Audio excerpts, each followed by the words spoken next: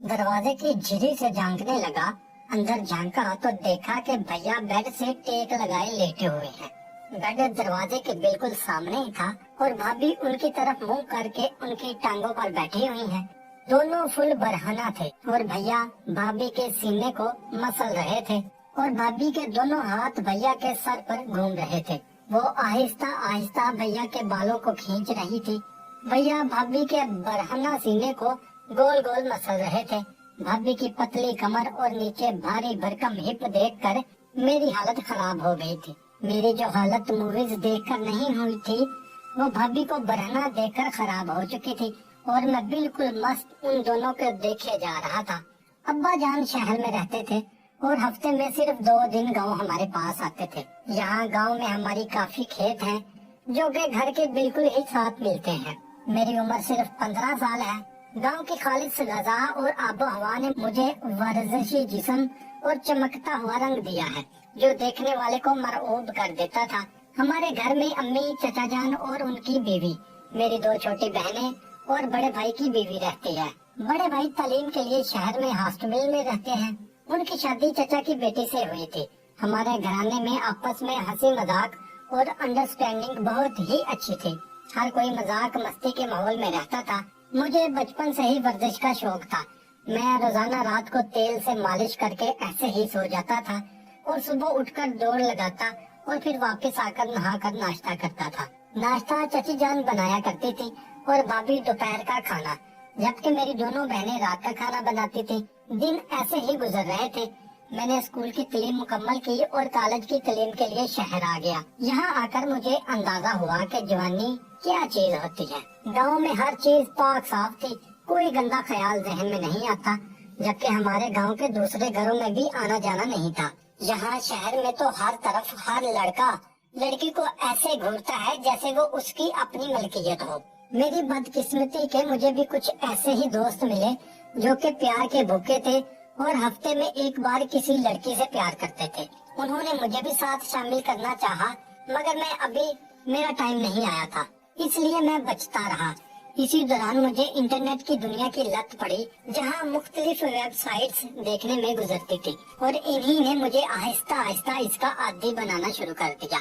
मैं मजे लेने की बजाय एक तजर्बे के तौर पर देख रहा था और उन्होंने मुझे लड़कियों के अलग रुख से रोशनास करवाया। मगर अजीब बात यह थी कि मुझे बाहर की किसी भी लड़की से अजीब सी शर्म महसूस होती थी। वो मुझसे बात करने की कोशिश करती भी तो मुझसे हो नहीं पाती थी। लड़की के करीब जाते ही अजीब सा रोब मुझ पर तारी हो जाता था। मैं कॉलेज में रहते हुए सबसे शरीफ लड़का था। इस इसना में गर्मियों की छुट्टियां हुई और मैं अपने भैया के साथ गाँव वापस आ गया। रास्ते में भैया मुझसे मजाक करते रहे और पूछा कि कोई गर्लफ्रेंड बनाई है या नहीं। मैंने कहा, भाई आप मुझे ऐसा समझते हैं? उन्होंने कहा कि तू शरीफ है, मगर शहर की लड़कियां तो शरीफ नहीं, या कोई भी पसंद नहीं आई। फिर मैंने भाई को अपना डर बता दिया कि मैं लड़कियों के करीब जाने से झिझकता हूँ। आप कुछ हाल बताएं। भाई ने कहा कि जब वापस शहर आएंगे तो मैं अपनी कुछ दोस्तों से मिलवाऊंगा, वही तेरी शर्म दूर करेंगे। ऐसे ही बातें करते हम घर पहुँचे। सब लोग बेसब्री से इंतजार कर रहे थे। खाने की टेबल पर हंसी मजाक होता रहा। हम थके हारे थे, इसलिए जल्द ही सोने के लिए लेट गए। रात को करीब 2 बजे मेरी आंख खुली और मैं पानी पीने नीचे किचन में आने लगा। घर की सेटिंग कुछ यूं के मैं, भाई, भाभी और चची चचा के कमरा ऊपर फर्स्ट फ्लोर पे है, जबकि नीचे वाले फ्लोर पर अम्मी, बहनें और किचन बना है। ऊपर भाई के कमरे के सामने से गुजरते हुए मुझे अजीब सी आवाजें सुनाई देने लगी। सरगोशियों में बातें और हंसी मजाक की आवाजें। मैं समझ तो गया था, मगर फिर भी कोशिश करके दरवाजे की झुरी से झांकने लगा। अंदर झांका तो देखा कि भैया बेड से टेक लगाए हुए लेटे हैं। बेड दरवाजे के बिल्कुल ही सामने था और भाभी उनकी तरफ मुंह करके उनकी टांगों पर बैठ। दोनों फुल बरहना थे और भाभी भैया के सीने को मसल रही थी और भाभी के दोनों हाथ भैया के सर पर घूम रहे थे। वो आहिस्ता आहिस्ता भैया के बालों को खींच रही थी।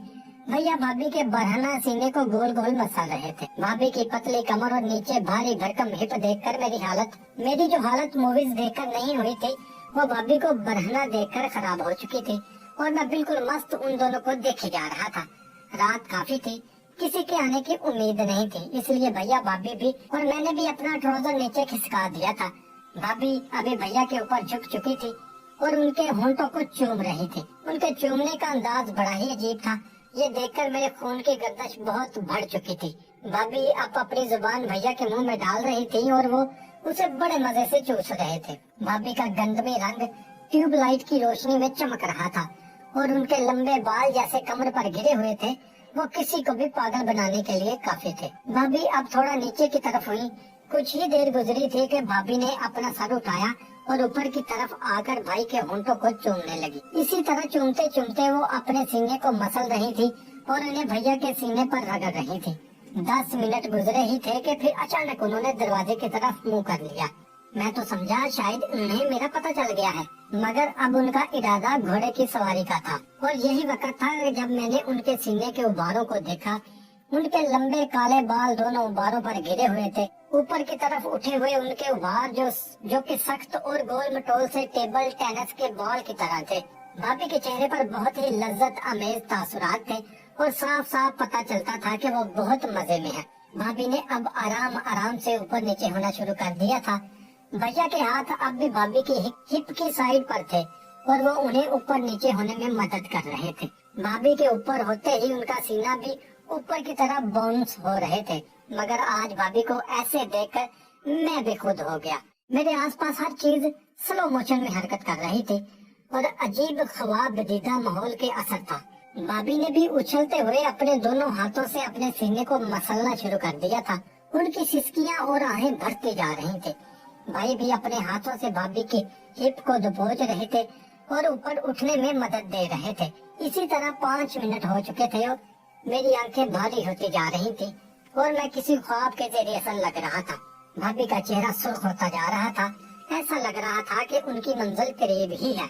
उनकी आवाजें अब तेज होती जा रही थी और भाई भी अब नीचे से काम शुरू कर रहे थे। कई बार तो भाभी काफी ऊपर उछल जाती थी और फिर नीचे आती। भाभी और तेज होती गई और ऊंची सिसकियों और आहों के साथ ही फ्री हो गई। कुछ देर वो ऐसे ही बैठी रही और फिर आहिस्ता से उठी और भैया से लिपट गई। वो बहुत जज्बातियत से उनके मुंह को चूम रही थी, उनके सीने पर हाथ फेर रही थी। भाभी की कमर पर पसीने के कतरे चमक रहे थे, जो कि उनकी गर्मी और मेहनत का सबूत। भाभी अभी भी गर्म लग रही थी। वो बहुत तेजी से भैया के चेहरे और होंठों को चूम रही थी। कुछ ही देर में भाभी दोबारा गर्म हो चुकी थी। वो उठी और दोबारा से दरवाजे की तरफ मुंह करके घोड़ी बन गई और भैया को पीछे आने का इशारा किया। भैया भी उठकर घुटनों के बल बैठे। वो आगे को झुकी और भाभी की कमर को चूमते हुए गर्दन की तरफ आने लगे। खड़े खड़े मेरी टांगे। अब मैं भी अपने घुटनों के बल बैठकर दोबारा नजरें जमा ली थी और फिर भैया ने धक्कों का एक तूफान चला दिया था। भाभी अपनी पूरी कोशिश के बावजूद अपनी पोजीशन पर कायम नहीं रह पा रही थी। उनकी सिसकियां तो ऊपर की मंजिल पर गूंज ही रही थी। उनका सीना तेजी से हिल रहा था, जैसे किसी कपड़े की थैली में गेंद डालकर तेजी से हिलाया जाए। भैया तो ऐसे लग रहा था जैसे कुछ देर पहले भाभी की मनमानियों का बदला ले रहे हैं। भाभी कई बार आगे को गिरती और फिर दोबारा घोड़े बन। उनकी सिसकियां अब बढ़कर हल्की चीखों और आहों में तब्दील हो चुकी थी। अब आगे झुककर भाभी के सीने को थाम लिया और अब भाभी के लिए एक और इम्तिहान था, क्योंकि भैया की पकड़ बहुत सख्त और वो भाभी के साथ आगे पीछे नहीं हो पा रहे थे और भाभी को और दर्द हो रहे थे। भाभी को इस तरह भैया को इस बुरी तरह से पेश आते हुए 5 मिनट हो चुके थे। भाभी ने भी अपना सर बेड पर डाल दिया था। उनके हाथ बेड की चादर को खींच रहे थे, जैसे वो अपना गुस्सा उस पर उतार रही हैं। भैया भी अब अपनी मंजिल के करीब ही थे। एक तेज आवाज के साथ ही वो भाभी पर गिरे।